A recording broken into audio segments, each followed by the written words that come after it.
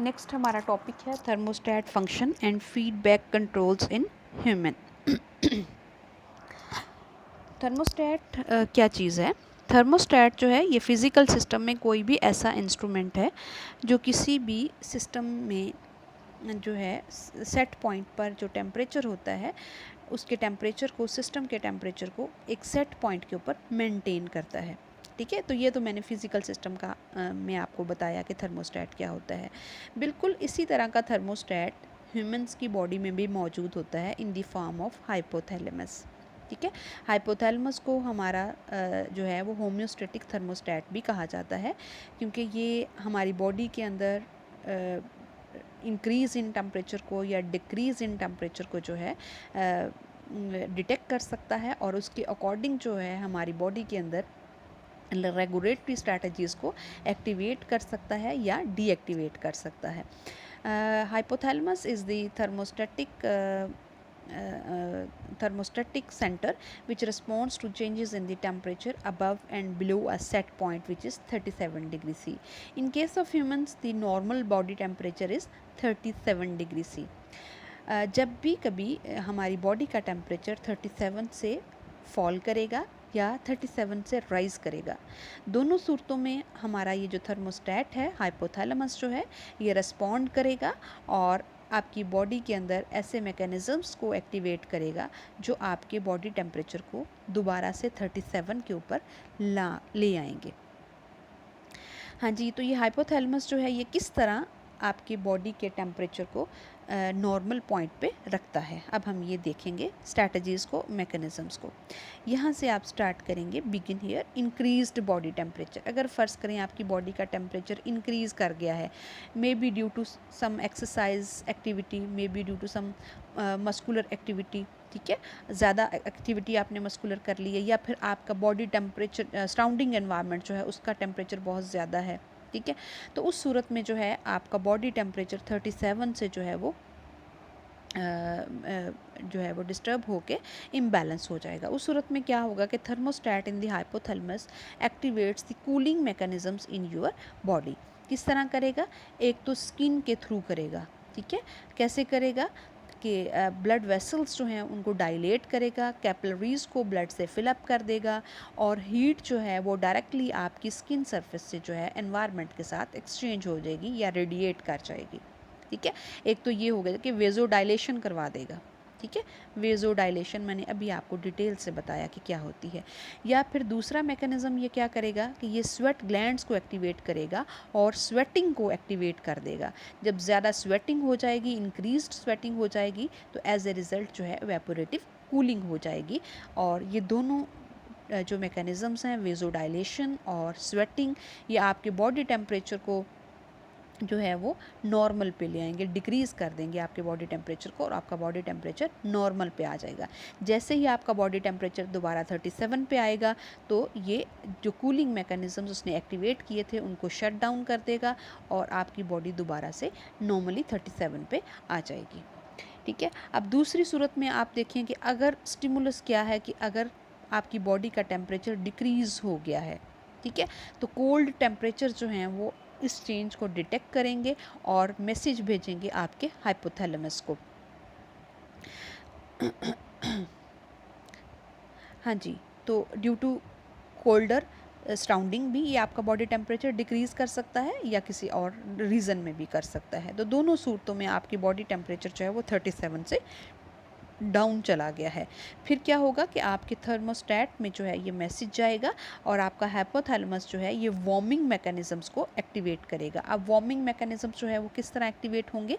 एक तो मैंने आपको बताया कि शिवरिंग थर्मोजेनेसिस हो जाएगी, ठीक है, शिवरिंग या नॉन शिवरिंग जो थर्मोजेनेसिस है, एक तो उसके थ्रू यानी स्केलेटल मसल्स के थ्रू, या फिर आपके थायराइड ग्लैंड के थ्रू जो है वो थर्मोजेनेसिस करवाएगा, और दूसरा जो है ये आपकी स्किन के थ्रू वेजो कंस्ट्रक्शन करके आपकी स्किन की तरफ आने वाली जो ब्लड वेसल्स हैं, जो आपकी एक्सपोज्ड बॉडी सर्फेसिस हैं, उनकी तरफ आने वाली जो ब्लड वेसल्स हैं उनको कंस्ट्रिक्ट करके उनकी तरफ ब्लड फ्लो को मिनिमाइज़ करके जो है आपकी हीट को कंजर्व करेगा।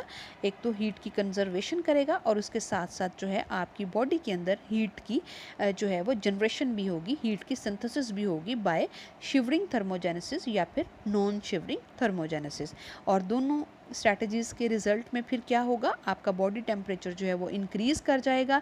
जैसे ही आपका बॉडी टेम्परेचर दोबारा 37 पे आएगा तो ये जो हीटिंग मैकेनिज़म्स हैं ये शट ऑफ हो जाएंगे और आपका बॉडी टेम्परेचर दोबारा से नॉर्मल हो जाएगा। तो इस तरह जो है हाइपोथैलेमस आपकी बॉडी के टेम्परेचर को जो है नॉर्मल रेंज पे यानी 37 पे रखने में आपकी बॉडी के अंदर रोल प्ले करता है।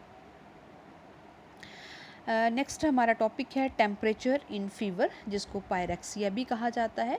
पायरेक्सिया जो है ये उस कंडीशन को कहते हैं जब आपको फ़ीवर हो जाता है। फ़ीवर में आपको पता है कि आपका बॉडी टेम्परेचर जो है वो काफ़ी बढ़ जाता है, ठीक है। 37 से जो है वो इंक्रीज़ होके 38, 39 पे चला जाता है, या 98.6 फ़ारेनहाइट से 100 या इससे प्लस जो है वो जा सकता है। और फ़ीवर जो है या पायरेक्सिया जो है ये किसी भी इन्फेक्शन की इंडिकेशन होती है, ठीक है। वो इन्फेक्शन वायरल इन्फेक्शन भी हो सकता है और वो कोई बैक्टीरियल इन्फेक्शन भी हो सकता है।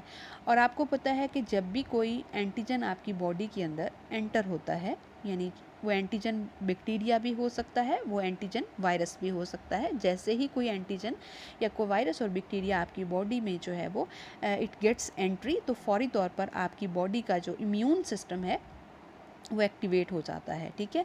और इम्यून सिस्टम में फिर क्या है, आपके जो ल्यूकोसाइट्स हैं, आपके जो वाइट ब्लड सेल्स हैं, they increase in number to overcome this infection, ठीक है। कि जो वायरस और बैक्टीरिया इन्फेक्शन कॉज कर रहा है ये उसके साथ फाइट करेंगे, उस एंटीजन के साथ फाइट करेंगे, यानी वो एंटीजन वायरस भी हो सकता है या कोई बैक्टीरिया हो सकता है, ठीक है। अब इन वायरस या बैक्टीरिया और ल्यूकोसाइट्स की लड़ाई में, इनकी फाइट में जो है बहुत सारे वायरस और बैक्टीरिया किल्ड हो जाते हैं और इसी तरह बहुत सारे जो वाइट ब्लड सेल्स हैं वो भी जो है वो किल हो जाते हैं, ठीक है। तो इनके रिज़ल्ट के तौर पर या पैथोजेंस के रिज़ल्ट के तौर पर केमिकल्स प्रोड्यूस होते हैं आपकी बॉडी के अंदर। इन केमिकल्स को पायरोजेंस कहा जाता है।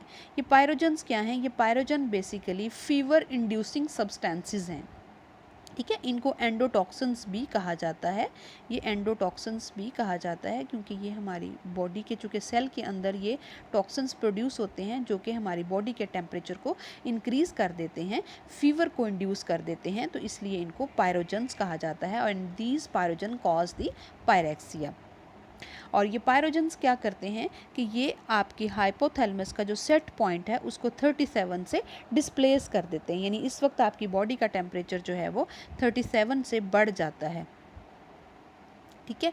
And fever and high temperature helps in stimulating the protective mechanisms against the pathogens. तो ये जो हाई टेम्परेचर है ये फौरी तौर पर एक प्रोटेक्टिव मैकेनिज्म के तौर पर जो है आपकी बॉडी के अंदर जो है वो प्रोटेक्टिव मैकेनिज्म्स जो हैं उनको एक्टिवेट करेगा और जो है इस इन्फेक्शन को जो है उसकी सिम्टम्स आपकी बॉडी में आएंगी, फिर आप उन सिम्टम्स के अगेंस्ट जो है वो ट्रीटमेंट लेंगे और आपका बॉडी टेम्परेचर जो है वो नॉर्मल हो जाएगा। यहाँ एक डायग्राम आपको नज़र आ रही है जिसमें आपको पायरोजेंस और पायरेक्सिया के बारे में थोड़ी एक्सप्लेनेशन जो है वो आपको नज़र आ रही है। Here you can see this is white blood cell, इसको मैक्रोफेज भी आप कह सकते हैं कि एक मैक्रोफेज जो है ये आप कह लें कि इस वक्त आपकी बॉडी की इनेट इम्यूनिटी जो है ये उसको लेके चल रहा है। और जैसे ही कोई ग्राम नेगेटिव बैक्टीरिया आपकी बॉडी में आया है, डिजीज़ कॉजिंग ये बैक्टीरिया आपकी बॉडी के अंदर आया है, तो फौरी तौर पर जो आपका मैक्रोफेज है ये उसको जो है फेगोसिटाइज करेगा उस बैक्टीरियम को, और वो बैक्टीरियम जो है वो उस सेल के अंदर जो है टॉक्सिन्स बनाएगा जिसको एंडोटॉक्सिन्स कहते हैं। ये एंडोटॉक्सिन्स आपके ब्लड के अंदर आ जाते हैं और ब्लड के अंदर जैसे ही एंडोटॉक्सिन्स आएंगे तो उस सूरत में जो है आपके हाइपोथैलेमस का जो सेट पॉइंट है वो 37 से डिस्प्लेस हो जाएगा और आपके बॉडी टेम्परेचर जो है वो इंक्रीज़ कर जाएगा और एज ए रिज़ल्ट आपको फीवर हो जाएगा जिसको हमने पायरेक्सिया बोला। यहाँ पर हमारा ये चैप्टर जो है वो एंड हो गया है।